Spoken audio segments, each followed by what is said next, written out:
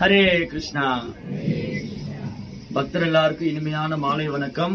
இன்றைய சத்சங்கத்துல கலந்துட்டு இருக்கிற எல்லா பக்தர்களுக்கும் என்னுடைய பணிவான நமஸ்காரம். இங்க வந்திருக்கிற எல்லா பக்தருடைய ஆயுள் ஆரோக்கியத்துக்காகவும் குடும்பத்துக்காகவும் எல்லாருக்கும் வேண்டியும் பிரார்த்தனை பண்றோம்.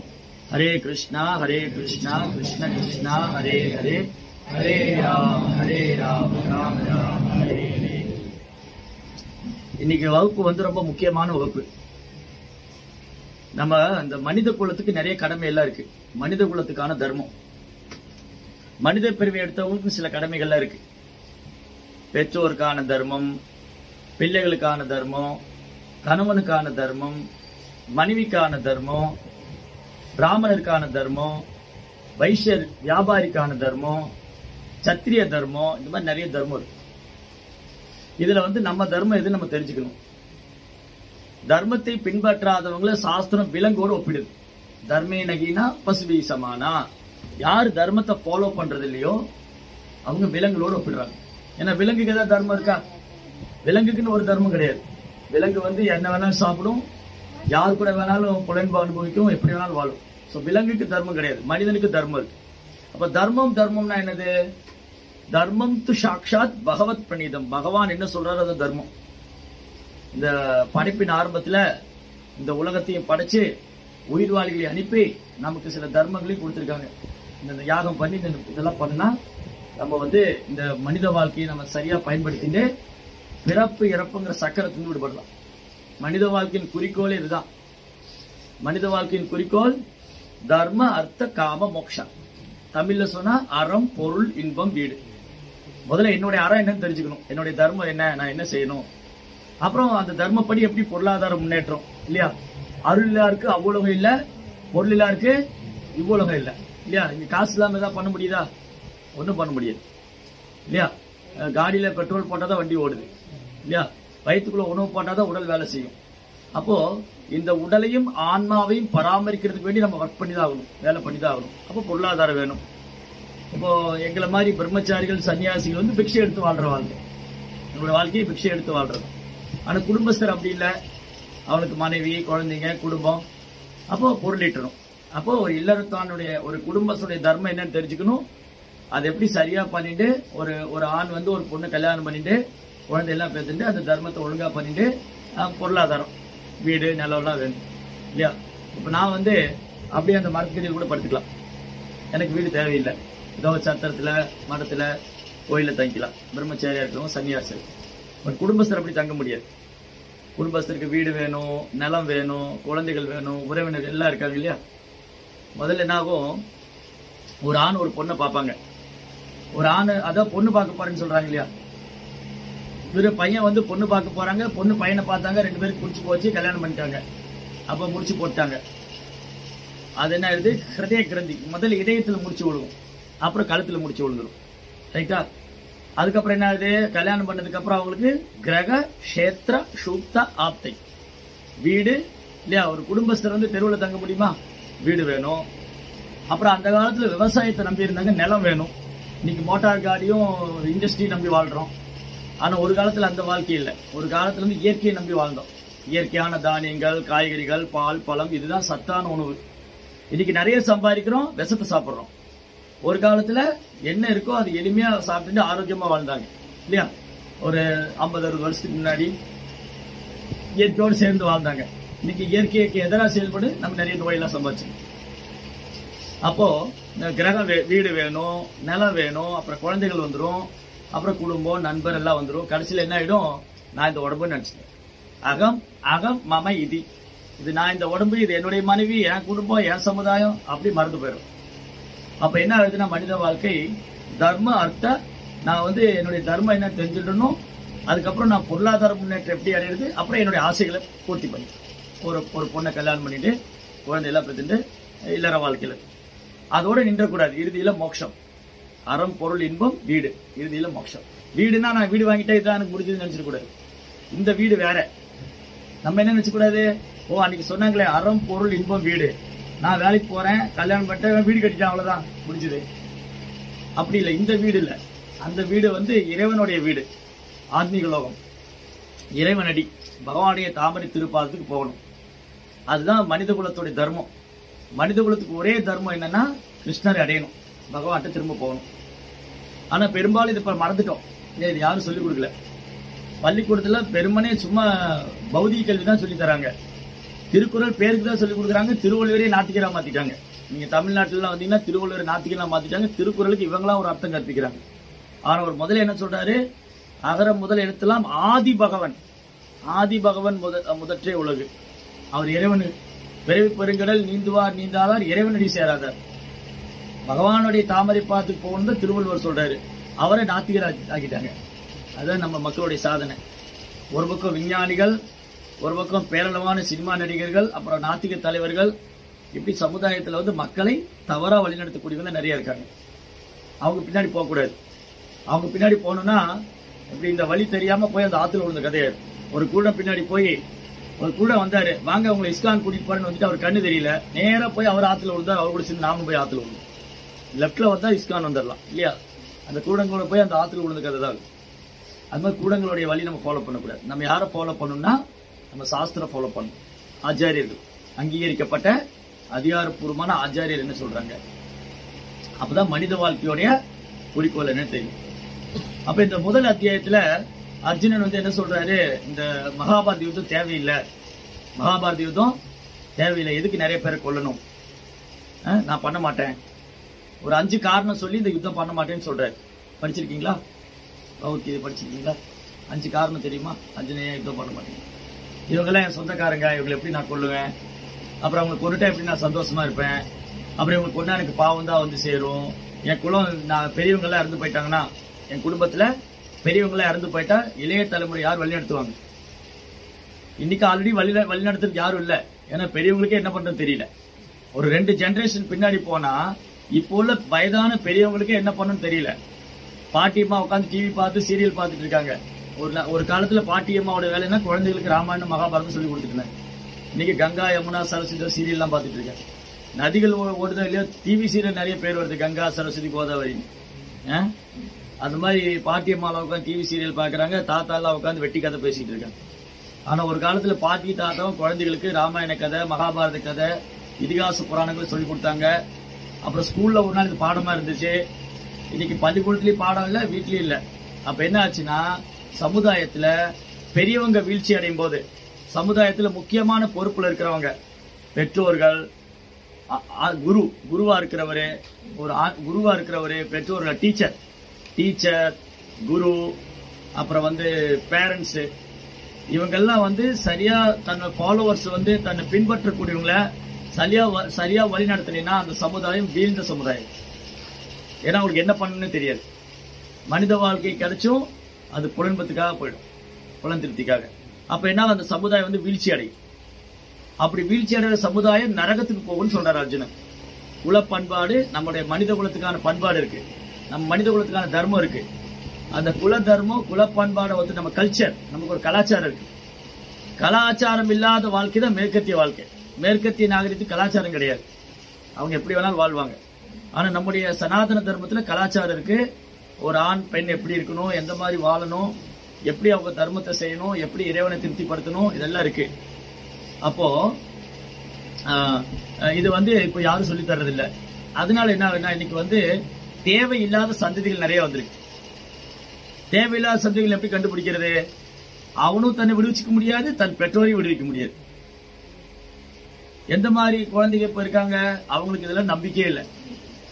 பகவத்கீதை மேல நம்பிக்கை இல்ல, புராணங்கள் மேல நம்பிக்கை இல்ல, கடவுள் மேல நம்பிக்கை இல்லை. ஏன்னா அவங்க சொல்லிக் கொடுக்கல.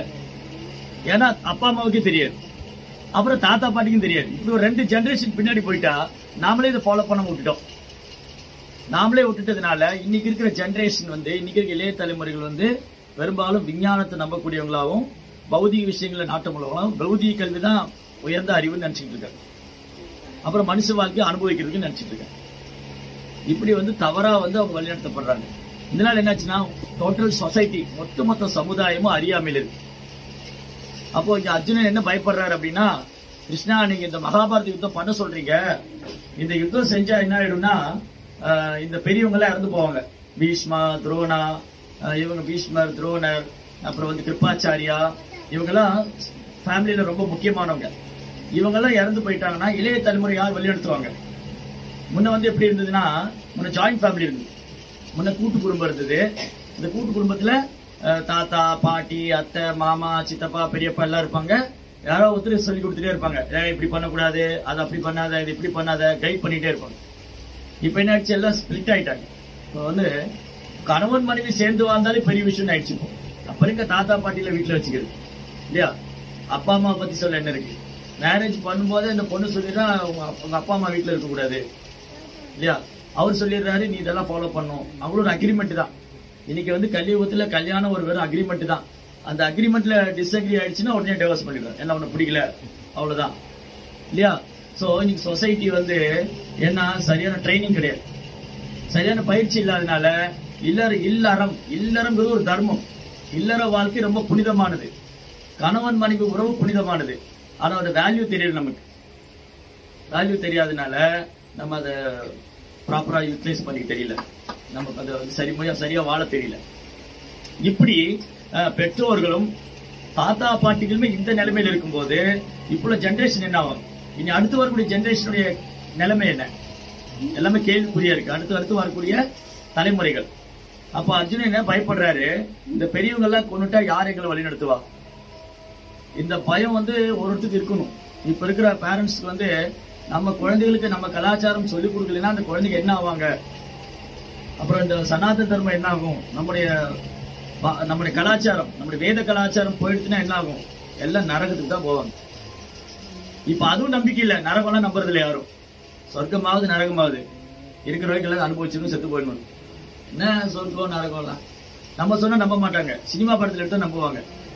அது தமிழ்ல ஒரு படம் வந்தது, அந்நியன்னு ஒரு படம் வந்துச்சு, பாத்திருக்கீங்களா? அதுல வந்து இந்த கும்பிபாக நரகெல்லாம் காமிப்பாங்க.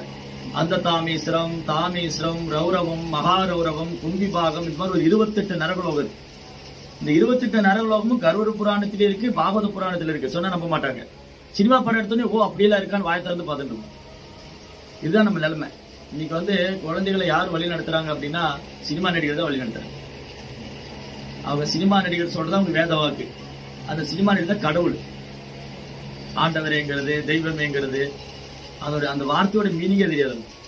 இப்படி அடிமுட்டாள்களா மக்கள் வாழ்ந்துட்டு. இந்த மாதிரி அடிமுட்டாள்கள் எப்படி தங்களை விடுவிச்சுக்குவாங்க, எப்படி முன்னோர்களை விடுவிக்க முடியும்? அப்ப ஆக்சுவலி அர்ஜுன் என்ன பயப்படுறாருன்னா, சமுதாயத்தை வழிநடத்துறதுக்கான சிறந்த ஆண்டோர்கள், சான்றோர்கள் வேணும். நல்ல ஆத்மீக விஷயங்களை பயிற்சி பண்ணக்கூடிய சாதுக்கள், அப்புறம் வீட்டுல பெரியவங்க, சனாதன தர்மத்தை, நம்முடைய தர்மத்தை பின்பற்றக்கூடிய, வேத கலாச்சாரத்தை பின்பற்றக்கூடிய ஒரு நல்ல ஒரு தாய் தந்தை, ஒரு நல்ல ஒரு தாத்தா பாட்டில குடும்பத்துக்கு அவசியம். அவங்க விலகி போகும்போது அந்த சமுதாயமே வந்து அந்த வீழ்ச்சி அடைஞ்சிடும். அதான் வர்ணசங்கரா. வர்ணம்னா அந்த 4 வர்ணம், பிராமணா, சத்ரியா, வைஷ்யா, சூத்ரா, பிரம்மச்சாரி, கிரகஸ்த, 4 ஆசிரமம். இதான் வர்ணாசிரம சிஸ்டம். போர் அடிக்குதா?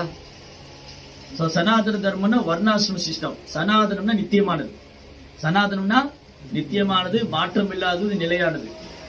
அந்த தர்மம் தான் எல்லாரும் பின்பற்றிட்டு இருந்தது ஒரு காலத்துல. காலப்போக்கில் கலியினுடைய தாக்கத்தினால கலியுகம் வேகமா வளர என்ன ஆயிடுச்சு, நம்ம சனாதன தர்மத்துல விட்டுட்டோம். இன்னைக்கு சனாதன தர்மத்துக்கு மேலே 1000 கேள்வி கேட்கிறாங்க. இதெல்லாம் உண்மையா, கற்பனையா, யாரோ எழுதி வச்சுட்டாங்களா, இல்ல பிராமணர் சொல்லி கொடுத்துட்டாங்களா? அது தமிழ்நாட்டில் இந்த மாதிரி நிறைய குழப்பத்தை உண்டு பண்ணிட்டு இருக்கு. நிறைய சோகால்டு பொலிட்டிக்கல் லீடர்ஸ் அது வந்து பப்ளிக்கோடைய நாலேஜ் இல்லாதனால அவங்களை அட்வான்டேஜ் எடுத்துக்கிறாங்க. மக்களுக்கு ஒன்றும் தெரியல, அறியாமையில் இருக்காங்க. இவங்க அதை யூட்டிலைஸ் பண்ணிக்கிறாங்க, அதை பயன்படுத்திக்கிறாங்க. இன்னும் நிறைய இருக்கு. சரி, அப்ப இங்க அர்ஜுனுடைய பயம் என்னன்னா, இந்த மாதிரி பெரியவங்க எல்லாம் இல்லைன்னா எப்படி சமுதாயத்தை வழி நடத்துறது? அவங்க நரகத்துக்கு போயிடுவாங்களே. இந்த நரகம், சொர்க்கம், நரகம் ஆக்சுவலி நிறைய கிரகங்கள்ல இருக்கு. நம்ம எங்க இருக்கோம்? நம்ம பூலோகத்துல இருக்கோம், பூகோளம். இதுக்கு மேல 7 உலகம் இருக்கு, கீழே 7 உலகம் இருக்கு. இது வந்து ஒரு அண்டம்னா, அண்டான கிச்சன் உள்ள அண்டா இல்ல, அண்டம்னா ஒரு முட்டை மாதிரி இருக்கும். அந்த அண்டத்துல வந்து 14 லோகம் இருக்கு. மேல 7 உலகம் இருக்கு, கீழே நம்ம நடுவுல இருக்கிறோம். பூர் போஸ் ஸ்வாகா. இந்த பிராமணர்கள் காயத்ரி மந்திரம் சொல்லும் போது ஓம் பூர் போஸ் ஸ்வாகான்னு சொல்லுவாங்க. அப்ப என்னன்னா, இந்த பிராமணர் வந்து அவருடைய டியூட்டி என்னன்னா 3 உலகத்துல இருக்கிறவங்க பிரார்த்தனை செய்யணும். பிராமணர் வந்து தனக்காக மட்டும் பிரார்த்தனை, வந்து சுயநலமா இருக்கிறவங்க பிராமணரா இருக்க முடியாது. சுயநலம் இருக்கிறவங்க பிராமணர் கிடையாது. பிராமணருடைய டியூட்டி என்னன்னா எல்லாருக்காகவும் பிரார்த்தனை செய்யணும். பூர் புவஸ்வாகா, ஓம் பூர் புவஸ்வாகா அப்படின்னா அந்த 3 உலகத்துல இருக்கிறவங்க நான் பிரார்த்தனை செய்யறேன் எல்லாருக்கும். அப்போ பிராமணர்கள், சாதுக்கள், முனிவர்கள், ரிஷிகள், பாகவதர்கள், பக்தர்கள் இவங்கெல்லாம் மற்றவங்க நன்மைக்காக வாழ்றவங்க, சுயநலம் இல்லாம வாழணும். அதான் நம்முடைய அதான் உண்மையான சாதுவுடைய வாழ்க்கை. அப்போ இந்த மேல் 7 உலகம் இருக்கு. பூர் புவஸ்வாகா, பூர்லோகம், புவர்லோகம், சர்க்கலோகம், ஜனலோகம், தபலோகம். ஜெய் ஸ்ரீ ஜெகநாத் பல்தேவ் சுபத்ரமையா. பூர் புவஸ்வாகா, பூர்லோகம், புவர்லோகம், சர்க்கலோகம், ஜனலோகா, தபோலோகா அப் டு சத்தியலோகம் வரைக்கும் மேல் உலகம்.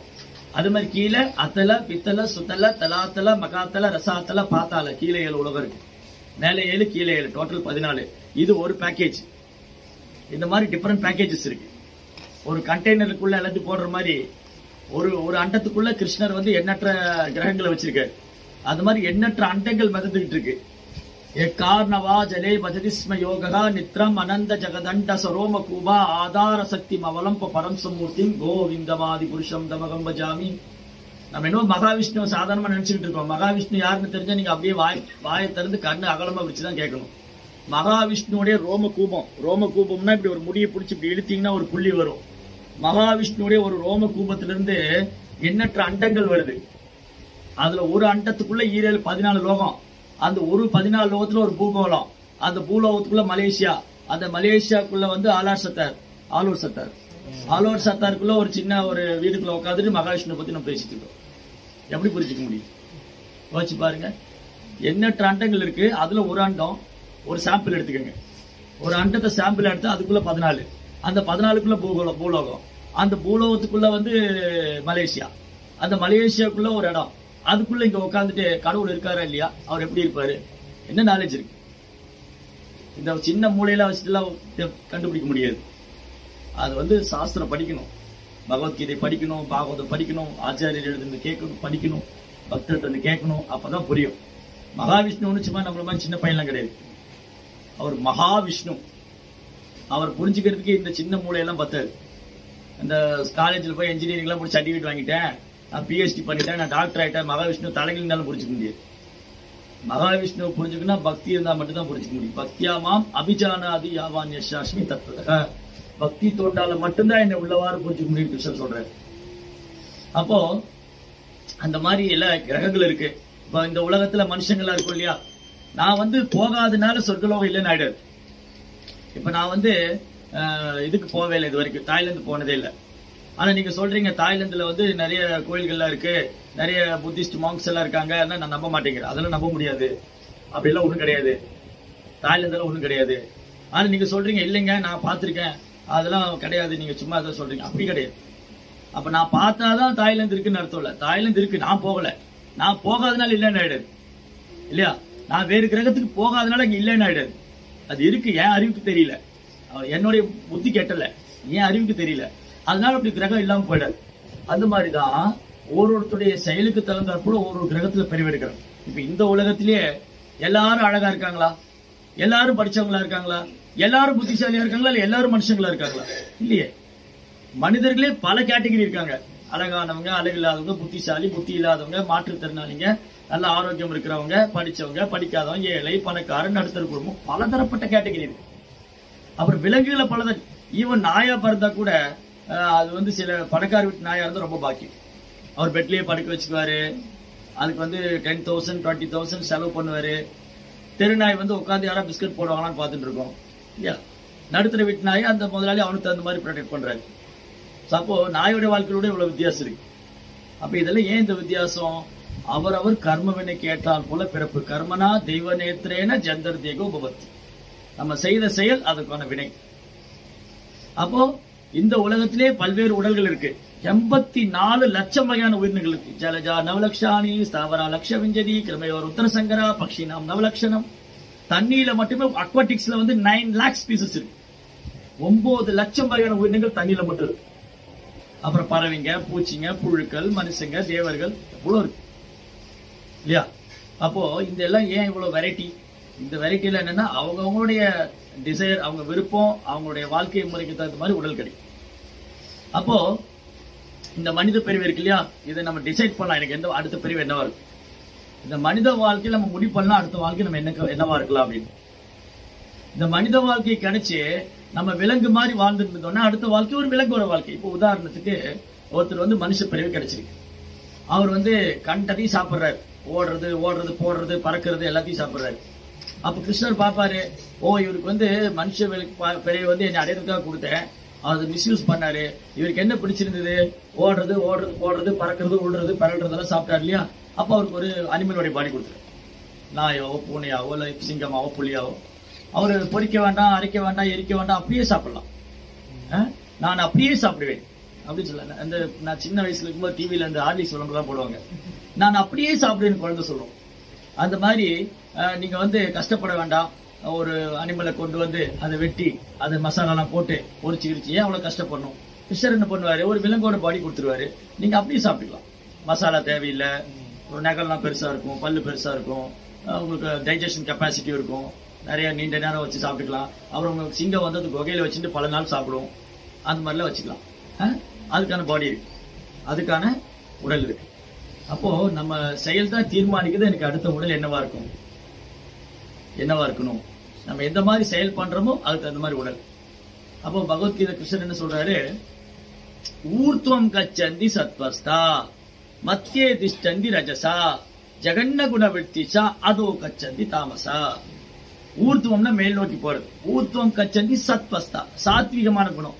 நம்ம எல்லாருமே இந்த நீங்க வேணா யோசிச்சு பாருங்க. நான் சும்மா பகவத்கீதையை உங்களுக்கு ஏதோ தியரிட்டிக்கல்லாம் பேசல, பிராக்டிக்கலாவே நீங்க யோசிச்சு பாருங்க. பகவத்கீதை சொன்னது பிராக்டிக்கலா நடக்குது. என்ன பிராக்டிக்கல்னா, நம்ம டே டு டே லைஃப்ல நம்ம அன்றாட வாழ்க்கையில 3 குணத்தோட டாமினேஷன் நம்ம மேல இருக்கு, 3 குணத்தோடைய தாக்கம் இருக்கு. சில நேரம் அமைதியா உட்கார்ந்துட்டு இருப்போம், சில நேரம் ஏதாவது பரபரப்பா ஆக்ரோஷமா ஏதாவது கோவப்பட்டு சண்டை போட்டு ஏதாவது பண்ணிட்டு இருப்போம், சில நேரம் தூங்கிட்டு இருப்போம் இல்லையா. அப்போ என்ன பண்றோம்னு தெரியாம சோம்பேறித்தனமா தூக்கம் அதெல்லாம் இருக்குது தமோ குணம். அப்புறம் முட்டாள்தனமா செயல்படுறது, ஆக்ரோஷமா இருக்கிறது, பரபரப்பா இருக்கிறது, சண்டை போடுறதுன்னு நினைச்சுக்கணும். அன்பா பேசுறது, அமைதியா இருக்கிறது சாத்தியமான குணம். அப்போ நம்முடைய டே டு டே ஆக்டிவிட்டிஸ்ல நம்ம தினசரி நடவடிக்கைகள் இந்த 3 குணம் மாறி மாறி இருக்கு. என்னுடைய பேச்சு, நான் எப்படி பேசுறேன், நான் என்ன சாப்பிட்றேன், நான் என்ன ட்ரெஸ் போட்டிருக்கேன், என்னுடைய கான்ஷியஸ் எல்லாமே இந்த 3 குணம். நல்லா ஒரு சாத்விகமான ட்ரெஸ் போட்டுதான் சாத்விகமான குணம். பார்த்தோன்னே பலார்னு அரைகிற மாதிரி ஒரு ட்ரெஸ் போட்டுதான் அது ரஜோகுணம். நல்ல சகப்பா அப்படி போங்கி அரைகிற மாதிரி ஒரு ட்ரெஸ் போட்டுதான் ரஜோகுணம். கருப்பு, ரொம்ப டார்க் கலரு இதெல்லாம் லைக் பண்ண அது தமோ குணம். அது ஃபுட் அதே மாதிரி தான், நல்ல வெஜிடபிள் மில்க், அப்புறம் கிரைன்ஸ் தானியங்கள் காய்கறிகள் பால் பழம் சாத்தியமான குணம். ரஜோகுணம் போடுங்க, மசாலா பார்த்தா சம்பல் ஊத்து போடுங்க, மசாலா இன்னும் கொஞ்சம் பத்தாது போடுங்க, நல்லா அப்படி கண்ணு மூக்கு காது எல்லாமுக்கும் தண்ணி வரணும், அது ரஜோகுணம். ரைட். உப்பு எரிப்பு புளிப்பு எல்லாம் அதிகமா போட்டா ரஜோகுணம். அப்புறம் தமோ குணம் என்னது, போன ஃபங்க்ஷன்ல போன சாட்டர்டே ப்ரோக்ராம் இங்க ஃப்ரைடே ப்ரோக்ராமுக்கு அங்க இந்த சோயா சப்ஜி எனக்கு ரொம்ப பிடிக்குன்னு போன வாரம் எடுத்து ஃப்ரிட்ஜில் வச்சு சூடாக்கி சாப்பிடுறது, அது தமோ குணம். போன வாரம் பண்ண பிரசாத்திய வச்சு சாப்பிட்டா அது தமோ குணம். சோ வச்சு சூடாக்கி சாப்பிட்டா தமோ குணம். எரிப்பு புளிப்பு காரெல்லாம் போட்டு சாப்பிட்டா அது ரஜோகுணம். சாத்தியமான உணவு சாப்பிட்டா அது சாத்தியமான. இந்த மாதிரிதான் நம்ம பேசுறது. உடனே ஒருத்தர் பார்த்த உடனே அடடா வந்திருக்காங்களா, ரொம்ப சந்தோஷம், வாங்க நீங்க வந்ததுக்கு ரொம்ப சந்தோஷம் அப்படின்னா சாத்தியமா இருக்கும். ஐயோ வந்துட்டானா போச்சு எப்படா போவான், ரஜோகுணம். ஏன்னா அப்படி பேசுவான். அந்த பேச்சு கூட நல்லா அன்பா, நல்லா இருக்கீங்களா, ரொம்ப சந்தோஷம் இப்படி எல்லாம் பேசுவேன். என்ன யாரு கேப்பா, நீங்க எல்லாம் என்ன கேட்கவா, சரிங்க நீங்க எல்லாம் அப்படின்னு ஆரம்பிச்சிடும், அது ரஜோகுணம். தமோ குணம்னா முட்டாள்தனமான விஷயங்களை பேசுறது, பிரயோஜனம் இல்லாத விஷயங்களை பேசுறது, சினிமா டிராமா கதையெல்லாம் பேசுறது தமோ குணம். சோ இப்படி நம்ம அன்றாட வாழ்க்கையில் இந்த 3 குணத்தோட தாக்கம் இருந்துட்டே. அதனால இந்த சாத்வீகமான குணத்துல இருக்கிறவங்க மேல் உலகத்துக்கு போயிடுவாங்க. ஊர்த்துவம் கச்சந்தி சத்வஸ்தா மத்திய திஷ்டந்தி ரஜசா. தீவிர குணத்துல இருக்கிறவங்க இந்த உலகத்திலே வேற உடம்பு மாறிட்டு இருப்பாங்க, நாய் பூனை மனுஷன் எல்லாம். அறியாமை குணத்துல வாழ்றவங்க உடலை விடுறவங்க இருள் நிறைந்த பிரதேசத்துக்கு போவாங்க. சாத்வீகமான குணத்திலிருந்து உடலை விடுறவங்க நல்ல எல்லாத்தையும் அன்பா பேசி அமைதியா யாரையும் புண்படுத்தாம யார்ட்டையும் கோவப்படாம நல்லபடியா சாந்தமா ஒருத்தர் வாழ்ந்தாருன்னா அவர் நல்ல ஆத்மாவா இருந்தா மேல் உலகத்துக்கு போவார். சும்மா எப்ப பாரு எரிஞ்சு உழறது சண்டை போடுறதுன்னா இந்த உலகத்திலே வேற சரீரம் மாறிட்டு. சோம்பேறித்தனம். ஒரு பக்கத்துல போய் ஒரு கடுகு வாங்கிட்டு வாடான்னா அவனை எடுத்து போற வைக்கிறதுக்குள்ள நமக்கு உயிர் போயிடும். நம்மளே பேச போய் வாங்கிட்டு வந்துடலான்னு தோணும். அது தமோ குணம். சொல்லி செய்ய வைக்கிறதுக்குள்ள நமக்கு உயிர் போயிடும். அது தமோ குணம். ரைட்டா? சார் தமோ குணத்துல இருக்கிறவங்க இருள் இருந்த பிரதேசத்துக்கு போகும், அறியாம என்ன பண்ணணும் என்ன செய்யணும் எதுவுமே தெரியாது. கொடுக்குற தானம் கூட அப்படிதான். தானம் கூட 3 குணத்துல இருக்கு. நல்ல விஷயத்துக்காக நான் வந்து ஒரு கோயில் கட்டுறதுக்காக தானம் கொடுத்தேன் அப்படின்னா சாத்விகமான குணம். சினிமா தியேட்டர் திறக்கிறதுக்கு கொடுத்தா அது ரஜோகுணம். நைட் கிளப்ல போய் டான்ஸ் ஆடுறதுக்கு தானம் கொடுத்தா அது தமோ குணம் இருக்கு. எல்லாமே 3 குணத்துல இருக்கு. அப்ப பாருங்க, நம்முடைய டே டு டே ஆக்டிவிட்டிஸ்ல நம்ம தினசரி நடவடிக்கையில் இந்த 3 குணத்தோட டாமினேஷன்ஸ். அந்த 3 குணத்துல எந்த குணம் நமக்கு மேலோங்கி இருக்கோ, எந்த குணத்துல நம்ம அதிகமா செயல்படுறோமோ அதுக்கு தகுந்த மாதிரி பிறப்பு கிடைக்கும். இதுக்கு இடையில என்ன ஆகும்னா, ஒருத்தர் பாவகரமான வாழ்க்கை வாழ்றாரு, இந்த மனித பிறவை கிடைச்சு அதை சரியா பயன்படுத்தாம மது அருந்துறது, தகாத உறவு, அப்புறம் மற்றவங்ககிட்ட வந்து சண்டை போடுறது, மற்றவங்க இழிவுபடுத்துறது, அநாகரிகமா நடந்துக்கிறது, அவமானப்படுறது, ரொம்ப வர்ஸ்ட் இன் கேரக்டர், ரொம்ப பாவகரமான வாழ்க்கை வாழ்ந்தா ரொம்ப மோசமான குணம் உள்ளவங்க இந்த உடலை விட்டது நரகத்துக்கு போவாங்க. நரகத்துல போன உடனே இப்ப இங்க போலீஸ் டிபார்ட்மெண்ட் இருக்கு இல்லையா, இப்ப நம்ம வந்து ஒண்ணும் இல்ல, கார்ல போகும்போது நம்ம ரூலை டிவைட் பண்றோம். ரூலை வந்து நம்ம கவர்மெண்டோடைய சட்டத்தை மீறினோடனே அரசாங்கம் வந்து போலீஸ் அமைச்சு நம்மளை கைது பண்ணிடுறாங்க. அப்புறம் கோர்ட்டு கூட்டிட்டு போவாங்க. கோர்ட்ல கேட்பாங்க, நீ வந்து ஃபைன் கட்டுறியா இல்ல ஜெயில போய் உட்காந்துக்கிறியா உள்ள கேட்பாங்க. இல்ல நான் ஃபைன் கட்டிடுறேன்.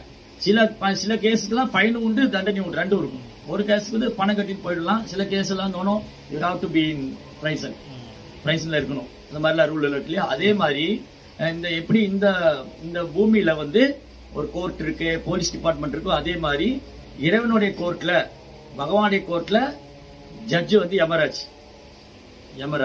தென் அதுக்கப்புறம் அவர் கீழே நிறைய சர்வன்ஸ் எல்லாம் இருக்காங்க, ஒரு நிறைய டிபார்ட்மெண்ட் இருக்கு. இப்போ வந்து அந்தமான் ஜெயிலு, எங்க ஊர்ல பாளையங்கோட்டை ஜெயில் ரொம்ப ஃபேமஸ், திருநெல்வேலியில பாளையங்கோட்டை ஜெயிலு, அந்தமான், டெல்லி திகார் ஜெயிலு. நம்ம ஊர் அரசியல் அடிக்கடி போயிட்டு வருவாங்க மாமியார் வீடு மாதிரி. டெல்லி திகார் ஜெயிலு அவங்க மாமியார் வீடு மாதிரி அடிக்கடி போய்க்குவாங்க வந்துக்குவாங்க. அதுல பெருமை வேற. ஏதோ நாட்டு சுதந்திரத்துக்காக அவங்க வெளியில வந்தா ஏதோ சுதந்திரத்துக்கு போராட்டு வந்த மாதிரி ஜாலியா இருக்கிறாங்க. ஆனா திருடிட்டு ஊழல் பண்ணிட்டு போனவங்க கொடுமை இதெல்லாம். எனிவே அது வேற டிபார்ட்மெண்ட், நமக்கு எதுக்கு அதெல்லாம். அது மாதிரி பெரிய பிரபலமான ஜெயிலாம் உண்டு. அந்தமான் ஜெயிலு, அப்புறம் பாளையங்கோட்டை, டெல்லி திகார் ஜெயிலு, இந்த மாதிரிலாம் இருக்கு. இங்கதான் ஃபேமஸ் ஜெயில் இருக்கா? சென்ட்ரல் ஜெயில் ஃபேமஸ் சென்னையில. உலால்னு ஒரு ஜெயில் இருக்கு. அந்த மாதிரி இங்கேயும் நிறைய இருக்கும். நம்ம போகாதனால தெரியல. பரவாயில்ல, தெரியாம இருக்கிற நல்லது. ஹரே கிருஷ்ணா. அப்ப என்ன ஆயிடுச்சு, அங்க யமராஜ் வந்து கேட்பாரு, எப்படின்னா இந்த உடலை விடுறோம் இல்லையா, இந்த உடலை விடும்போது யமதூதாஸ் வருவாங்க. அதாவது நான் எந்த கான்சியஸ் என்ன உணர்வோடு இந்த உடலை விடுறனோ அதுக்கு தகுந்த மாதிரி ஆள் வருவாங்க. நான் வந்து நல்லது பண்ணி உடலை விட்டேன்னா நான் தேவலோகத்துக்கு போவேன். அது நான் கிருஷ்ண பக்தனா இருந்து நான் உடலை விடும்போது பகவான் நினைச்சுட்டா விஷ்ணு தூதர் வருவாங்க. அவங்க பாக்குறதுக்கு விஷ்ணுவை போலே இருப்பாங்க. 4 கரம் இருக்கும். அவங்க மழைக்காலத்து மேகத்து ஒத்த நிறத்துல இருப்பாங்க. அவங்க மஞ்சள் நிற பீதாம்பர ஆடை வச்சிருப்பாங்க. கையில சங்க சக்கரம் தாமை கதையெல்லாம் வச்சிருப்பாங்க. அவங்க விஷ்ணு போல இருப்பாங்க. விஷ்ணு தூதர். அவங்க வந்து நம்மள விஷ்ணுவோட லோகத்துக்கு கூட்டிட்டு போயிடுவாங்க. எப்போ வாழ்நாள்ல பக்தி பண்ணாதான். பக்தி பண்ணாம பிக் பாக்கெட் எல்லாம் அடிச்சுட்டு இருந்தா விஷ்ணு லோகத்துக்கு போக முடியாது. அப்புறம் பக்தி பண்ற மாதிரி ஏமாத்திட்டு இருந்தாலும் போக முடியாது. அது இருக்கு. பக்தி பண்ற மாதிரி ஏமாத்திட்டு இருந்தாலும் போக முடியாது, பக்தி பண்ணலாலும் போக முடியாது. அப்ப என்னதான் பண்றது? ஒழுங்கா பக்தி பண்ணும், அப்ப போயிடலாம். எனிவே நம்ம ஜபிக்கிறது முடிவாயிடுச்சு, மாற்றம் இல்லை. ஹரே கிருஷ்ணா மந்திரம் ஜபம் பண்ணணும், பகவானுக்கு சேவை பண்ணணும். இதுதான் வந்து பிரபுபாத் சொல்லி கொடுத்துருக்காரு. அதை ஒழுங்கா பண்ண போயிடலாம். குரு வந்து கேரண்டி கொடுக்குறாரு, நான் சொல்ற மாதிரி நீங்க ஃபாலோ பண்ணீங்கன்னா நான் உங்களை பகவான் அழைச்சிட்டு போறேன். அப்புறம் இந்த பாவம் பண்ணவங்க என்ன பண்ணுவாங்க, அது யமதூதர் வருவாங்க. யமதூதர் வந்து என்ன மாதிரி ரொம்ப அழகா இருப்பாங்க. மூக்கெல்லாம் கோணையா இருக்கும், கொஞ்சம் விகாரமா இருப்பாங்க, கண்ணெல்லாம் மேல போயிருக்கும், நெத்திக்கு நடுவுல வாய் இருக்கும், சிலப்போ மூக்கு இருக்கும். அது மாதிரி ரொம்ப என்ன மாதிரியே இருப்பாங்க யமதூதர்கள்லாம். அந்த யமதூதரை பார்த்தாலே ஒருத்தர் படுக்கையிலேயே மலமூத்திரம் எல்லாம் போயிடுவாங்க. சரி, நீங்க இறந்த வீட்டுல போனா பார்க்கலாம், சிலரால வந்து பேச முடியாது. இந்த கபம் வந்து தொண்டை அடைக்கும். அப்புறம் வந்து கபம் தொண்டை அடிக்கும் போது இப்படிதான் சத்தம் கேட்கும், சத்தம் கேட்கும். அப்புறம் அவங்களால பார்க்க முடியாது, சரியா பேச முடியாது. அவங்க பயந்துட்டே இருப்பாங்க. அந்த வீட்டுல பார்த்தா நிறைய அமங்கலமான சூழ்நிலை தெரியுது. பசு மாடெல்லாம் கட்டியிருந்தா ஓடிடும். நாய் வந்து நார்மலா குலைக்கிற மாதிரி குலைக்காது. நார்மலா நாய் என்ன பண்ணுவோம், அப்படித்தானே குலைக்கும். ஆனா ஒருத்தர் செத்து போகும்போது அந்த யமதூதர் வந்தா அப்படி பண்ணும். அப்பயே புரிஞ்சுக்கலாம் ஏதோ இன்னும் ஸ்பீஷியஸ் இருக்கு. அது என்ன ரெசிப்ரிகேட் பண்ணுது. நம்மளால யாரும் வந்திருக்காங்க போடுறீங்க, அவனை யார் ஆக்கி விட்டா எங்க ஏரியாக்குள்ள வந்து என்னைய டாமினேட் பண்றாங்க. அது ரெசிப்ரிகேட் பண்ணுது. ஓகேவா? நம்ம ஏரியால யாரு நம்ம பாராட்டு வந்திருக்காரு. ஓகே, என்ன ஆயிடுச்சு, அந்த மாதிரி உடலை விடும்போது ரொம்ப பாவம் பண்ணியிருந்தாங்கன்னா யமதூதா வருவாங்க. யமதூதா வந்து சோலை வந்து பாடி வந்து பிடிச்சு இழுப்பாங்க. ஆக்சுவலி வந்து நம்ம என்ன நினைச்சிட்டு இருக்கோம், நம்ம இந்த பாடி நினைச்சிட்டு இருக்கோம். நம்ம எல்லாருமே நம்ம இந்த உடம்பு நினைச்சிட்டு, நம்ம இந்த உடம்பு கிடையாது. இந்த உடம்பு ஒரு கருவிதான். அது வந்து ஒரு மெஷின் மாதிரி இயங்கிட்டு இருக்கு. இந்த ஃபேன் இருக்குல்ல, இந்த ஃபேன் மாதிரி ஓடிட்டு இருக்கு. அந்த ஃபேன் அடிக்கடி ரிப்பேர் ஆகும், சரி பண்ணுவாங்க, ரெக்கையை மாத்துவாங்க. அப்புறம் பழைய ஃபேன் இதாயிடும், வீணா போயிடும். அப்புறம் தீபாவளிக்கு அட்வர்டைஸ்மெண்ட் போடுவாங்க, பழைய ஃபேன் கொண்டு வாங்க, புதிய ஃபேன் வாங்கிக்கோங்கம்மா. இதை கொண்டு போய் பழைய ஃபேனை கொடுத்துட்டு புதிய ஃபேன் எடுத்துட்டு வந்துடும். அவ்வளவுதான். அந்த மாதிரிதான் இந்த உடம்பு. இந்த உடம்புல இருக்க ஆத்மா தான் அது இயக்கிட்டு இருக்கு. இல்லையே, அது தானா இயங்குது அப்படி சொல்லல. இந்த ஃபேன் தானா தானே ஓடுது. அப்ப எப்படி ஓடுது தானா? நான் போய் சுவிட்ச் ஆன் பண்ணேன், அதனால ஓடுது. அப்ப நான் சுவிட்ச் ஆன் பண்ணதை நீங்க பார்க்காதனால தானா ஓடுறதாகிடுது. Even though is working automatically, I am the operator. நான் தான் சுவிட்ச் ஆன் பண்ணேன், நான் தான் சுவிட்ச், அது தானா தான் ஓடிட்டு இருக்கு. நான் தான் ஆன் பண்ணேன், நான் ஆன் பண்ணாதான் ஓடும், நான் ஆஃப் பண்ணாதான் நிற்கும். கார் ஓட்டுற கார் வந்து தானா ஓடுது, நான் உட்காந்து கியர் போடணும், நான் உட்காந்து சுவிட்ச் ஆன் பண்ணணும் இல்லையா? அந்த மாதிரிதான் இந்த உடம்பு இயங்கிட்டு இருக்கிற மாதிரி இருக்கு. நாம இந்த உடம்பு நினைச்சிட்டு இருக்கோம், ஆத்மா தான் இயக்கிட்டு இருக்கு. ஆத்மா இந்த உடம்பு விட்டு போட்டு அந்த உடம்பு இயங்காது. இயங்குதா? இறந்து போனவங்க, ஐயோ போயிட்டியே, சொல்லாம போயிட்டியே, சொல்லியிருந்தா நானும் வந்திருப்பேனே அழுதாங்கல்ல. எங்க போயிட்டாங்க? அங்கதானே படுத்திருக்காங்க. எங்க போனாங்க? எங்க போனாங்க? யாரு போனாங்க? ஒரு நாள் எங்க அம்மா எனக்கு போன் பண்ணாங்க, டேய் உன் மாமி போயிட்டாடா. நான் கேட்டேன், மாமி எங்க போயிட்டான்னு. இல்ல உனக்கு விளையாட்டு தான்டா, அவன் கைலாசம் போயிட்டான். கைலாசம் போன நீ போய் பாத்தியான்னு கேட்டேன். இவங்கெல்லாம் நினைச்சுக்கிறாங்க கைலாசம் போயிட்டாங்க. அவங்க என்ன மாதிரி வாழ்ந்திருக்காங்களோ அது மாதிரி. நான் அவங்க கேட்டேன், ஏய் மாமி செத்து போயிட்டாடா. செத்து போயிட்டாங்களா? அதான் நீ போயிட்டியான்னு சொன்னேன். யாரு போயிட்டான்னு கேட்டேன். மாமி போயிட்டானா? சரி மாமி போயாச்சா, சரி என்ன பண்றது இப்போ? உனக்கு எல்லாம் விளையாட்டு தான். எனக்கு விளையாட்டு எல்லாம் ஒண்ணு, நான் கேட்கிற கேள்வி நீ பதில் சொல்லுங்க. எங்க போனாங்கன்னு கேட்டேன். எங்க போனான்னு கேட்டா என்னடா கேள்வி அப்படின்னா, எங்க அதுக்கு பதில் சொல்லுங்க. அவங்க செத்து போயிட்டாங்க. சரி எங்க போனாங்க? யாரு போனாங்க? ஆத்மா போயிடுச்சு, அந்த உடம்பு வச்சு அழுதுருக்கும். கரெக்டா? அப்புறம் கைலாசம் போயிட்டு இவங்களே முடிவு பண்ணிட்டாங்க. அவங்க என்ன மாதிரி வாழ்ந்திருக்காங்க. ஒருவேளை அவங்க சிவபெருமானே நினைச்ச உடலை விட்டு தான் கைலாசுக்கு போயிருப்பாங்க. சிவபெருமான நினைக்காம சிம்பரன் நினைச்ச உடலை விட்டு எப்படி கைலாசுக்கு போவாங்க? வித்தியாசம் இருக்குல்ல? புரிஞ்சுதா உங்களுக்கு?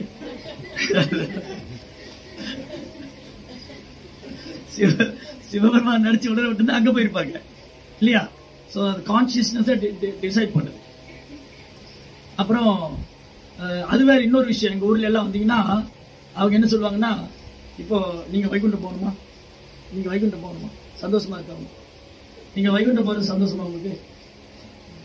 நாம எல்லாம் நினைப்போம், நம்ம எல்லாரும் பக்தி பண்றோம், எல்லாரும் பகவான்கிட்ட போகணும் இல்லையா? பக்தி பண்ற எல்லாருமே நம்ம பகவான்கிட்ட போகணும், வைகுண்டம் போகணும், போல வந்தோம். அந்த ஊர்ல என்ன பண்ணுவாங்க, ஒருத்தர் இறந்து போயிட்டா பேனர் அடிச்சு ஒட்டிடுவாங்க. அன்னார் அவர் இறுதி ஊர்வலம் நடக்கும் போது அவர் வைகுண்ட பதவி அடைந்து விட்டார் ஆழ்ந்த வருத்தத்தோடு தெரியும். அரப்பாகி வைகுண்ட போனது ஆழ்ந்த வருத்தம், சந்தோஷப்படுங்க. அன்னார் வந்து வைகுண்ட பதவி அடைந்து விட்டார் என்று ஆழ்ந்த வருத்தம். அரப்பாகி நாங்கெல்லாம் வைகுண்ட போகணும் தான் காத்துட்டு இருக்கிறோம். சிலர் வைகுண்டம் போயிருக்க மாட்டாரு. என்ன மாதிரி செயல் பண்ணியிருந்தாரோ அதான் டிசைட் பண்ணும். ரைட்டுங்களா? இப்ப இந்த மாதிரி இப்ப நம்ம வீட்டுல இறந்து போனவங்களா இருக்காங்க இல்லையா, அவங்க எங்க போயிருக்கான்னு தெரியாது. நம்முடைய அப்பா அம்மா தாத்தா பாட்டி முன்னோர்கள் இருக்காங்கல்ல,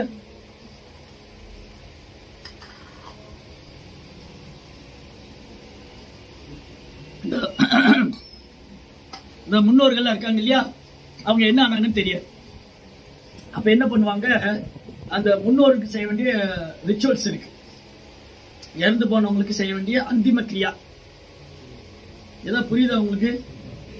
ஒருத்த மனுஷன் பிறந்தா அவன் பிறப்புல இருந்து இறப்பு வரைக்கும் நிறைய கர்மங்கள்லாம் செய்யணும். குழந்தை பிறந்த உடனே அதுக்கு வந்து குழந்தை பிறக்கிறதுக்கு முன்னாடி ஆண் பெண் ரெண்டு பேரும் கல்யாணம் பண்றாங்களே, அதுக்கு பேர் விவாக சம்ஸ்காரன்னு பேர். சம்ஸ்காரம்னா ரிச்சுவல், நம்ம பண்ண வேண்டிய இட்ஸ் அ பியூரிபிகேட்டரி ப்ராசஸ்.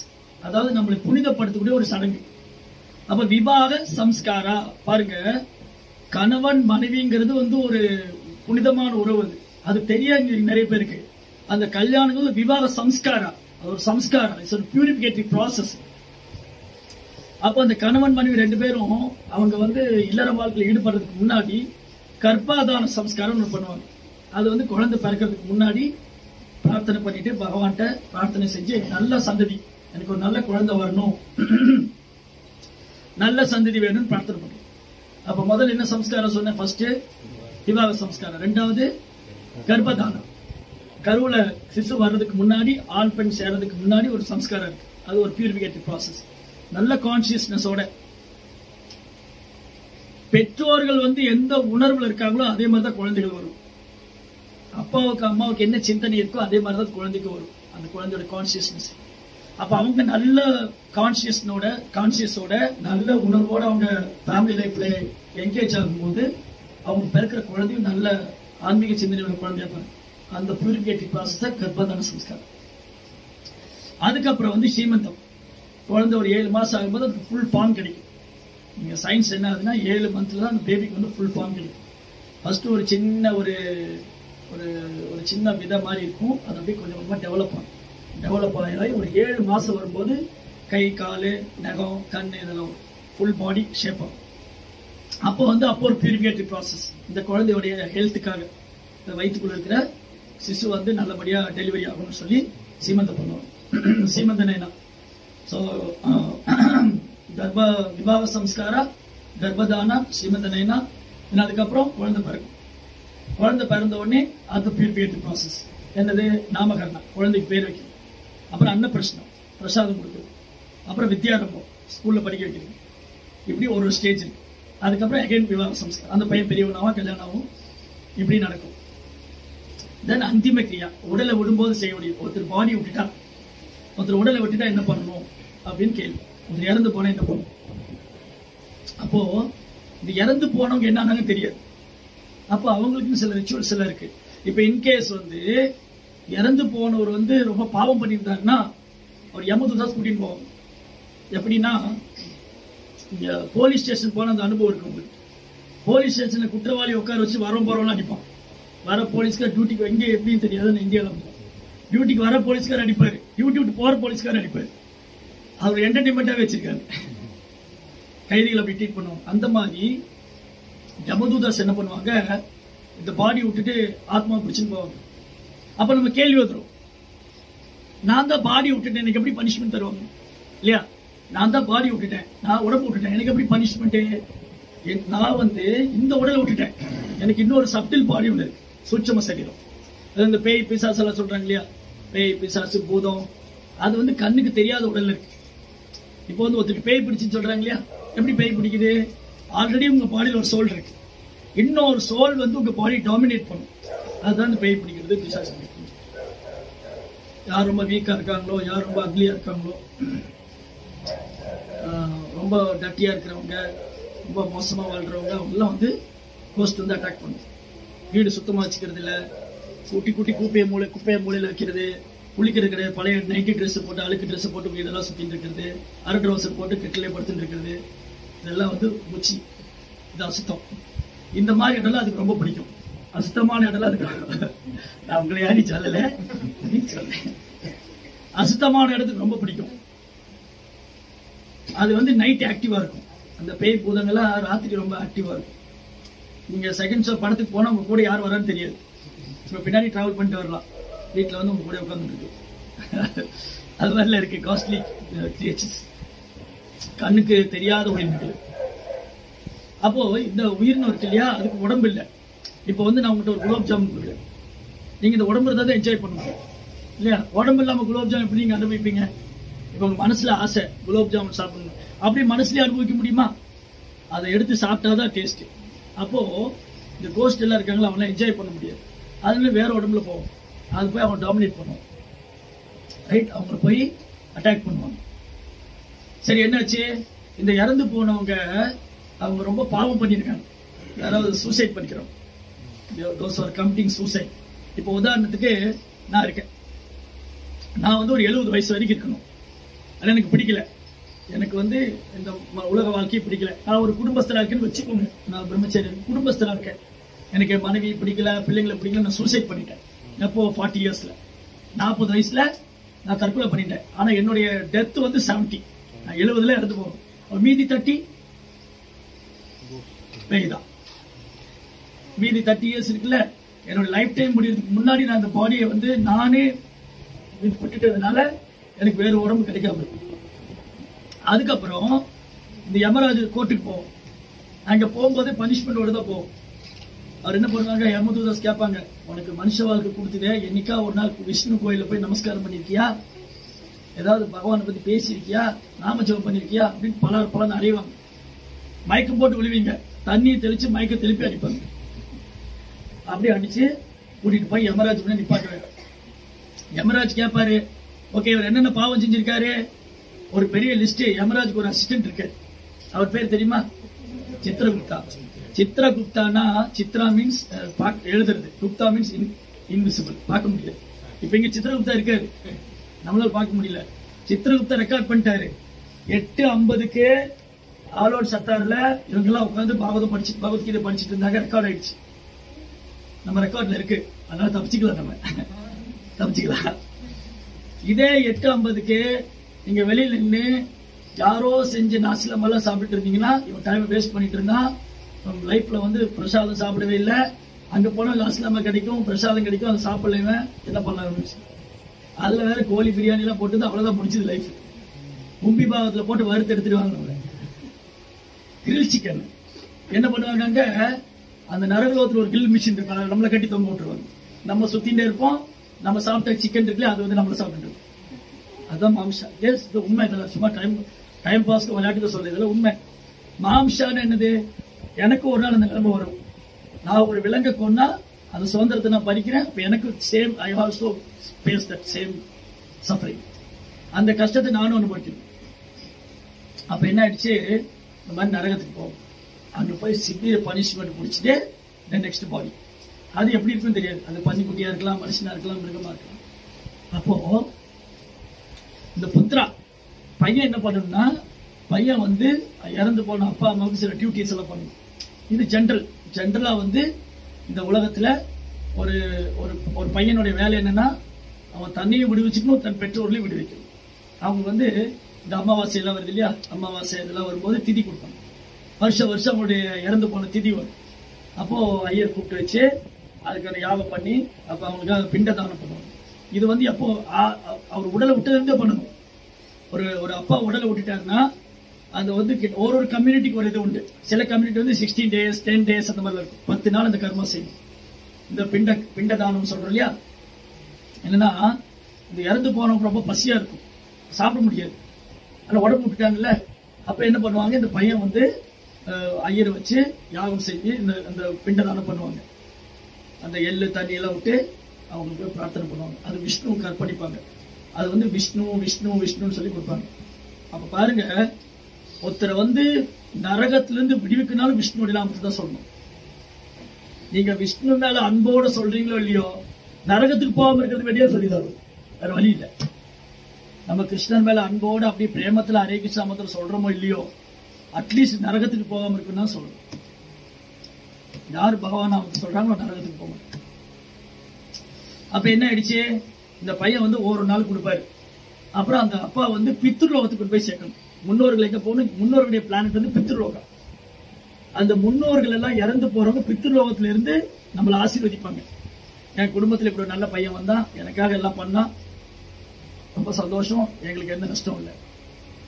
போன ஒரு ஏகாதசி செலிப்ரேட் பண்ணோம். ஏகாதசி ஃபாஸ்டிங் இருந்தீங்க போன ஏகாதசி. அது வந்து இந்த இந்திரசேனா ராஜாவுடைய அப்பா வந்து நரகத்துல இருந்தாரு. இவர் ஏகாதசி வருது இருந்து அவங்க அப்பா வந்து மோட்சம் பண்ணிவிட்டாரு. அது நாரத முனிவிட்ட சொன்ன அந்த கதை பேசினாரு. நாரத முனிவிட்ட சொன்னாங்க, எங்க பையன் வந்து பூலோகத்தில் இருக்கான், நீங்க போய் சொல்லுங்க, நான் நரகத்தில் இருக்கேன், என்னை காப்பாற்ற சொல்லுங்க. அவர் வந்து சொல்லி ஒரு ஏகாதசி விரதம் இருந்து அவர் வந்து நரகத்துல இருந்து காப்பாத்துங்க. அப்ப புத்ரா திராயதி பூ அல்லது புன்னாடா அப்படிங்கிற நரகத்துக்கு போகாம காப்பாத்துறது தான் புத்திரன். ரைட்டா? சோ அது டியூட்டி இருக்கு நிறைய. அப்ப என்ன பண்ணுவாங்க, நாளைக்கு வந்து மாகலய பக்ஷ அமாவாசை. அது வந்து எண்ணற்ற முன்னோர்களுக்கு தர்ப்பணம் செய்வாங்க.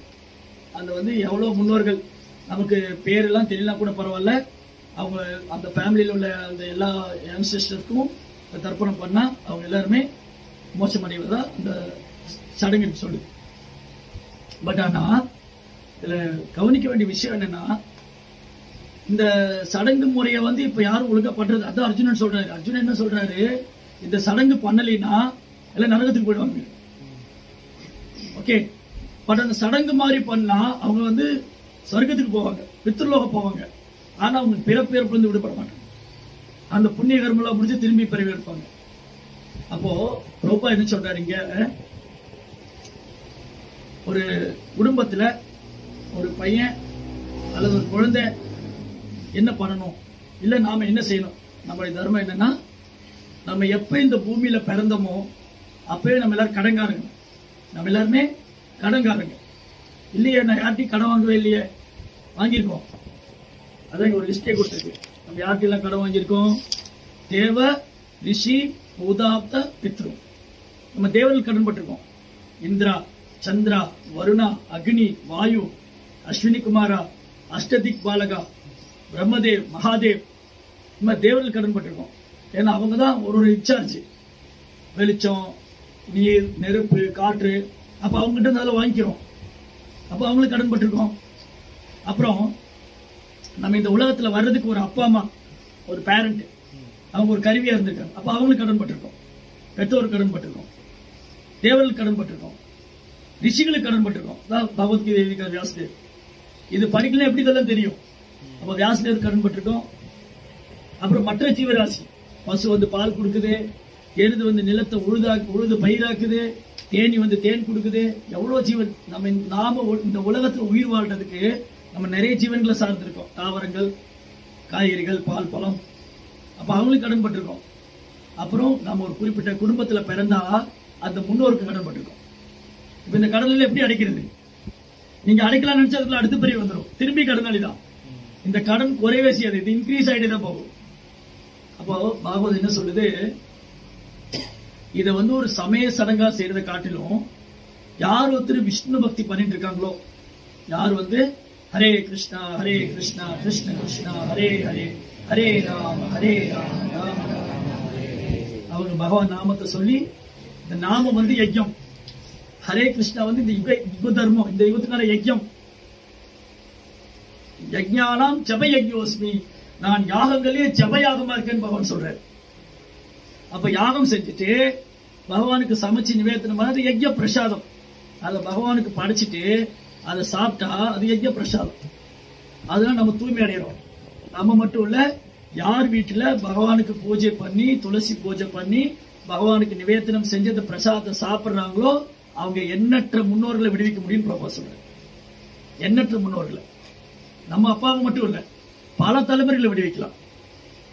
அதே மாதிரி யார் வந்து தூய பக்தர், ஒரு உண்மையான ஆன்மீக குரு, ஒரு தூய பக்தரை சந்திக்கிறாங்களோ அவங்களும் எண்ணற்ற முன்னோர்களை விடுவிக்க முடியும். சைத்தன்ய மகாபிரபு இருக்கார் இல்லையா, சைதன்ய மகாபிரபு வந்து பகவான் கிருஷ்ணர் தான். 500 வருஷத்துக்கு முன்னாடி அவர் இந்த பூமியில வந்து அவதாரம் பண்ணார். கிருஷ்ணரே சைதன்ய மகாபிரபு வந்தார். அவங்க அப்பா இறந்து போனாங்க. அவருக்கு வந்து திதி பண்றதுக்காக அவர் கயா போயிருந்தாங்க. அங்க கயால போயிருந்தப்போ அங்க ஈஸ்வரபுரின்னு ஒரு பக்தரை சந்திக்கிறார். ஈஸ்வரபுரி பார்த்து ஒரு தாமரை பாதங்கள் வந்து நமஸ்காரம் பண்ணி சொல்றாரு, என்னுடைய கயா யாத்திரை முழுமை அடைஞ்சிருச்சு, பூர்த்தி அடைஞ்சிருச்சுன்னு. ஏன்னா உங்களை மாதிரி ஒரு தூய பக்தரை சந்திச்சதுனால என்னுடைய அப்பா மட்டும் இல்ல, என்னுடைய பல தலைமுறைகள் வந்து முக்தி அடைஞ்சிட்டாங்க, மோட்சம் அடைஞ்சிட்டாங்க. அப்போ ஒரு தூய பக்தரை சந்திச்சாலே இவ்வளவு நன்மைனா, அவர் நமக்கு குருவா இருக்கிறாரு, நம்மளை வழி நடத்துறாருன்னா எவ்வளவு பெரிய பாக்கியம். பிறவி பயனே அடிச்சுட்டு சொல்றோம் இல்லையா. அப்போ இந்த மாதிரி நம்ம எல்லாருக்கும் கடன் பட்டிருக்கோம். இந்த கடன் எல்லாம் அப்படியெல்லாம் ஒன்னா அடைச்சிட முடியாது. இந்த கடன் எல்லாம் ஒட்டு மொத்தமா அடைக்க முடியும் பகவானுக்கு சேவை பண்றதுனால. பிகாஸ் யஸ்மின் துஷ்டே ஜெகத் துஷ்டம். கிருஷ்ணா திருப்தி அடைஞ்சா எல்லாரும் திருப்தி அடையும். எப்படி? இப்போ வந்து உங்க வீட்டுல ஏதாவது செடி வளர்க்குறீங்களா? என்ன செடி வச்சிருக்கீங்க? பூச்செடி, ரோஸ்ல வச்சிருக்கீங்களா? எங்க தண்ணி விடுவீங்க? எங்க வாட்டரிங் பண்ணுவீங்க? வேர்ல தான் விடுவீங்க. சரி, ஓகே. நமக்கு எல்லாம் இப்போ புலன்கள் இருக்கு. இதயம், மூளை, கண்ணு, காது, மூக்கு, வாய். இதுல எது பாகம் ரொம்ப முக்கியம்? எந்த பாகம் ரொம்ப முக்கியம்? இதயம் இருக்கு, மூளை இருக்கு, கண்ணு இருக்கு. எது உங்களுக்கு ரொம்ப முக்கியம்? உங்களுக்கு இதயம் முக்கியம். உங்களுக்கு இதயம், உங்களுக்கு இதயம், உங்களுக்கு இதயம், உங்களுக்கு இதயம், உங்களுக்கு இதயம், உங்களுக்கு இதயம், உங்களுக்கு உங்களுக்கு எல்லாமே முக்கியமா? ஏதோ ஒண்ணுதான் சொல்றோம். சரி பரவாயில்ல, எல்லாம் முக்கியம். மாதாஜிக்கு மூளை, உங்களுக்கு சீக்கிரம் டக்குன்னு சொல்லுங்க, டைம் ஆயிடுச்சு. சரி, எவ்வளவு பேர் இதயம் சொல்றீங்க? இங்க நிறைய பேர் இதயம் சொன்னாங்க இல்லையா? இதயம் நல்லா ஃபங்க்ஷன் ஆனதான் நம்ம வாழ முடியும் இல்லையா? நிறைய பேர் இதயம், ஒரு சில பேர் மூளை, சிலர் கண்ணு, காது, மூக்கு. சரி, இப்ப நான் என்ன சொல்றேன், வயிறு தான் முக்கியம். ஏன்னா நீங்க சாப்பிடல, இதையெல்லாம் வேலை செய்யாது. இப்ப ஒண்ணு வேண்டாம், போயிடுச்சா? ஒண்ணு வேண்டாம் இல்லையா? நான் என்ன பண்றேன், இன்னைக்கு நைட்டு உங்களுக்கு பிரசாதம் இல்லைன்னு சொல்லிடுறேன். நான் பேசிட்டே இருக்க போற, உங்களுக்கு பிரசாதம் இல்லை. என்ன பண்ணுவீங்க? முதல்ல இந்த கடைசியில உட்கார எந்திரிச்சு போவாங்க. என்ன, வயிற்றுக்குள்ள மணி அடிக்க ஆரம்பிச்சிடும். பசி வந்தா 10 பறந்துடும். பாகவதமாவது பகவத்கீதையாவது அப்படி அவங்க போவாங்க. கடைசியில கொஞ்சம் கொஞ்சம் பார்த்தா எல்லாரும் போயிடுவாங்க. அப்ப நான் பார்ப்பேன், சாப்பிடாம எவ்வளவு நேரம் பேசி நான் எந்திரிச்சு போயிடுவேன் இல்லையா? அப்போ பாகவதம் வந்து ஓகே, நோ ப்ராப்ளம், விட்டுருங்க. பாகவதம் வந்து 2 உதாரணம் கொடுக்குது. என்னன்னா, யதார்த்தரோ மூல நிசேஷனேன திஸ்தந்தி தஸ்கந்த புஜோபசாகா பிராணோபகாராம் எதேந்திரியானாம் சர்வாகரணம் அச்சுதேச்சியா. பாகவதம் என்ன சொல்லுதுன்னா, ஒரு யதார்த்தரோ மூலம், தரோனா மரம், மூலம்னா வேர். ஒரு மரத்துல வேருக்கு நீர் ஊற்றுறது மூலமா அதன் இலை, கிளை, பூ, பழம் எல்லாம் எதிர்ச்சி ஆயிடும். வேருக்கு தண்ணி ஊத்தினா போதும். அதே மாதிரி என் வயிற்றுல உணவு கொடுத்துட்டா கை, காலு, கண்ணு, மூக்கு, நாக்கு, இதயம், மூளை எல்லாம் நல்லா வேலை செய்யும். நீ ஏகாதசிக்கு விரதம் இருக்கும்போது மூளை வேலை செய்ய மாட்டேங்குது. ஏன்னா சாப்பிடல, எனர்ஜி இல்ல இல்லையா? அதனால என்ன பண்ணிடுறோம், ஏகாதசி பீஸ்ட் பண்ணிடுறோம். அது 2வது. சோ இப்போ வந்து பிரபுபார் அழகா சொன்னார் ஒரு கிளாஸ்ல. நான் முதல் பிரபுபார் என்ன சொன்ன 2வது சொல்லிடுறேன். இப்போ வந்து பிரபு வந்து சொல்றாரு, இவர் வீட்டுல வந்து வேருக்கு தண்ணி விடுறாரு. இவர் வந்து சொல்றாரு, இவர் வீட்டுல ஒரு செடி வச்சிருக்காரு. அவர் என்ன சொல்றாரு, நான் கேட்கிறேன், நீங்க உங்க ரோஸ் செடிக்கு எங்க தண்ணி விடுவீங்க? அவர் சொல்றாரு, நான் இலை மேல விடுவேன், பூ மேல விடுவேன். இது என் செடி, நான் எங்க வேணா விடுவேன். இது என்னுடைய செடி, நான் எங்க வேணா விடுவேன். இலை மேல தண்ணி விடுவேன், பூ மேல விடுவேன், கிளம்ப. அதாவது தேவையில்லைங்க, வேர்க்கூட்ட நீ யார் கேட்க, நான் எங்க வேணா விடுவேன். ஏன்னா ஒரு செடி சொல்லலாம். இப்ப இதை ஆர்குமெண்ட் பண்ண முடியுமா? நான் ஏன் வயிற்றுக்குள்ள உணவு போடணும், காதுக்குள்ள நாசிலாம போடுவேன், மூக்குக்குள்ள சம்பளம் ஊத்திக்குவேன், அப்புறம் இந்த பக்கம் அந்த செல்லியை போடுவேன், அப்படி பண்ண முடியுமா? முடியாது. இதுல ஆர்குமெண்டே பண்ண முடியாது. வயிற்றுக்கு தான் உணவு, வயிற்றுக்கு தான் உணவு கொடுக்கணும். காது நல்லா வேலை செய்யணும், கண்ணு நல்லா கேட்கணும், பேசணும்னா வயிற்றுக்கு உணவு. இதுல வந்து கண்ணு சரியா தெரிய மாட்டேங்குது, சம்பளம் எடுத்து கண்ணு ஊத்தி விடுறீங்களா? அப்படிலாம் பண்ண முடியாது அப்படி. அப்ப அதான் பாகவதம் வந்து 2 உதாரணம் கொடுத்திருக்கு. ஃபர்ஸ்ட் எக்ஸாம்பிள்ல யார் வேணா ஆர்கியூ பண்ணலாம். என் செடியா நான் எங்க வேணா விடுவேன், இது சொல்ல முடியுமா? என்னுடைய வாய் எங்க வேணா விடுவேன், என் காது நான் காதுக்குள்ள சட்னி ஊத்துன்னு சொல்ல முடியும்? அவ ப்ரோபா என்ன சொன்னாரு, ரொம்ப அழகா சொன்னாரு ஒரு கிளாஸ்ல. ஒரு நாள் இந்த கண்ணு, காது, மூக்கு, இதயம் இதெல்லாம் பேசிச்சான். ஏய், நம்ம எவ்வளவு நல்லா வேலை செய்யறோம். கை நான் தான் சாப்பாடு பிசையுது, கண்ணு நான் தான் பார்த்தேன், வாய் நான் தான் மென்ன, இதயம் சொல்லுது நான் தான் துடிச்சுக்கிட்டே இருந்தேன், நீல சாப்பிட்டுக்க முடியாது. அவ பாருங்க, இந்த வயிறு மட்டும் சும்மா இருக்கு, வயிறு மட்டும் சும்மா இருக்கு, நம்மள ஸ்ட்ரைக் பண்ணிடுவோம். எல்லா பாடியோட பார்ட்ஸ் ஸ்ட்ரைக் பண்றாங்க. கை சொல்லுது நான் பிசைய மாட்டேன், கண்ணு சொல்லுது நான் பார்க்க மாட்டேன், வாய் சொல்லுது நான் மெல்ல மாட்டேன்.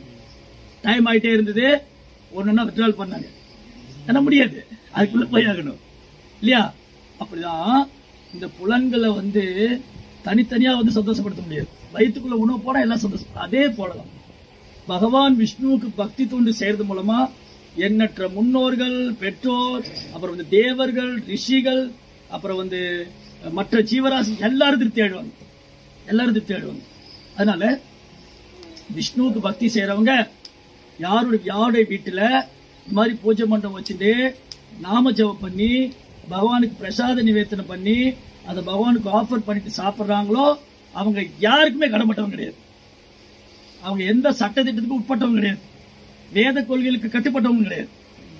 சடங்கு முறைக்கெல்லாம் அப்பாற்பட்டவங்க. யார் ஏகாதசி விரதம் இருக்காங்களோ அவங்க இந்த அமாவாசை, பௌர்ணமி அதெல்லாம் கவனிக்க வேண்டிய அவசியம் போயிட்டே இருக்கலாம்.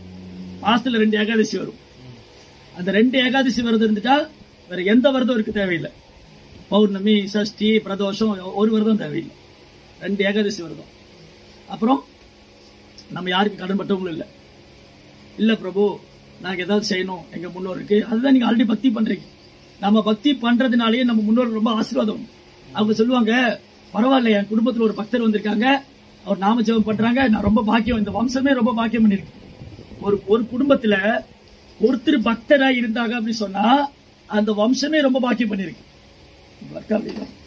அந்த வம்சமே ரொம்ப பாக்கியம் பண்ணிருக்கு. அப்படின்னா நம்ம யாருக்கும் கடன் பட்டவங்க இல்லை.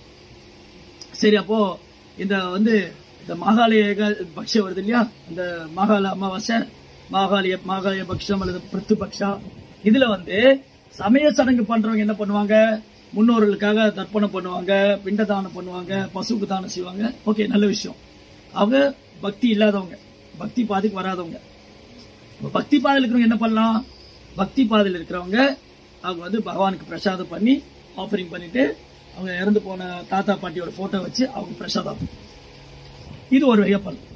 இன்னொன்னு, கோயில்ல போய் பிரம்மச்சாரி பிராமணஸ் எல்லாம் கூப்பிட்டு ஏதாவது வஸ்திரம் கொடுத்து தட்சிணை எல்லாம் கொடுத்து கோயில்ல பக்தர்களுக்கு பிரசாதம் கொடுத்து பகவானுக்கு சேவை பண்ணி எங்க முன்னோருக்காக பிரார்த்தனை செய்யுங்க. பசு கோமாதா போய் கோமாதாக்கு சேவை பண்ணி, ஆக்சுவலி இது எப்போ வேணாலும் பண்ணலாம், எப்ப பண்ணாலும் இதுக்கு ஒரு நன்மை உண்டு. அது இந்த திதியில தான் பண்ணணும்னு இல்லை, நம்மளுடைய திருப்திக்காக செஞ்சுக்கலாம். பசுவுக்கு எப்ப வேணா தானம் பண்ணலாம், அது ஒரு நல்ல நாள் தேதியெல்லாம் பார்த்து பண்ணணும் இல்ல. வைஷ்ணவருக்கு எப்ப வேணா சேவை பண்ணலாம், அது இந்த திதியில தான் பண்ணணும் இல்ல. பட் ஆஸ் பார் கர்மகாண்டா, வேதத்தில் இருக்கிற கர்மகாண்டா படி புண்ணிய கர்மா செய்யறத அந்த புண்ணியத்தை அவங்க அனுபவிக்கலாம், முன்னோர்களுக்கு அந்த பலன் கிடைக்கலாம். ஆனா அதையே நம்ம விஷ்ணு பக்தியா பண்றோம், கிருஷ்ண பக்தியா பண்ணணும்னு சொன்னா அது பாவம் இல்ல புண்ணியம் இல்ல, அவங்க மோட்சத்துக்கு கொண்டு போகும். அதனால என்ன பண்ணலாம், நம்ம கோ சேவை பண்ணலாம், பசுமாதாக்கு சேவை பண்ணலாம், பகவானுடைய சேவையில் ஈடுபடலாம், பக்தர்களுக்கு பிரசாதம் கொடுக்கலாம், ஒரு பிரசாதம் பண்ணி முன்னோருக்கு ஆஃபர் பண்ணலாம். அந்த மாதிரி நம்ம விடுவிச்சுக்கிறது மட்டும் இல்ல, நம்ம முன்னோர்கள் நம்மளால விடுவிக்க முடியும். பக்தி தொண்டு அவ்வளவு சக்தி வாய்ந்தது. ஹரே கிருஷ்ணா கிருஷ்ண கிருஷ்ணா ஹரே ஹரே, ஹரே ராம் ராம ராம ஹரே ஹரே. இந்த நாம ஜபம் சொல்றதுக்கு நம்ம ரொம்ப பாக்கியப்பட்டிருக்கோம். அது 3ஆம் ஸ்கந்தத்துல தேவகுதி அம்மா, தேவகுதிங்கிறவங்க அவங்க பையன் வாசுதேவ், கபில வாசுதேவ், பகவானே அவங்க குழந்தைய வந்தார். அவங்ககிட்ட சொல்றாங்க, தேவகுதி, கலியுகத்துல யாராவது ஹரே கிருஷ்ணா மகாமந்திரம், ஹரே கிருஷ்ணா கிருஷ்ண கிருஷ்ண ஹரே ஹரே, ஹரே ராமா ராம ராம ஹரே ஹரே, இந்த நாமத்தை சொல்றாங்கன்னா அவங்க முற்பிறவிலேயே யாகம் பண்ணிருக்கணும், தானம் பண்ணிருக்கணும், தவம் பண்ணிருக்கணும், விரதம் இருந்திருக்கணும், புனித ஸ்தலங்களுக்கு யாத்திரை போயிருக்கணும், எவ்வளவோ புண்ணியம் செஞ்சிருந்தாதான் கலியுகத்துல ஒருத்தர் வாயில ஹரே கிருஷ்ணாங்கிற வார்த்தை வரும். அப்ப இதெல்லாம் நம்ம ஏற்கனவே பண்ணிருக்கோம், அதனால இன்னைக்கு சொல்லிட்டு இருக்கோம். ரூபாடி கருணையால நம்ம இன்னைக்கு எல்லாம் பக்தி பண்ணிட்டு இருக்கோம், நாம ஜபிக்கிறோம், பகவத்கீதா படிக்கிறோம், பகவானுக்கு சேவை பண்றோம். இது ஒன்றே போதுமானது. இருந்தாலும் நம்ம திருப்திக்காக வேண்டி இந்த மாதிரி பசுவுக்கு தானம் செய்யறது, பூஜா பண்றது, அப்புறம் வைஷ்ணவருக்கு சேவை பண்றது, இதெல்லாம் பண்ணினா அதுக்கான நன்மையும் அவங்களுக்கு கிடைக்கும். ஹரே கிருஷ்ணா. ஜெய் ஸ்ரீல பிரபுபாத் கி ஜெய். சரி, ஏதாவது கேள்வி இருக்குங்களா?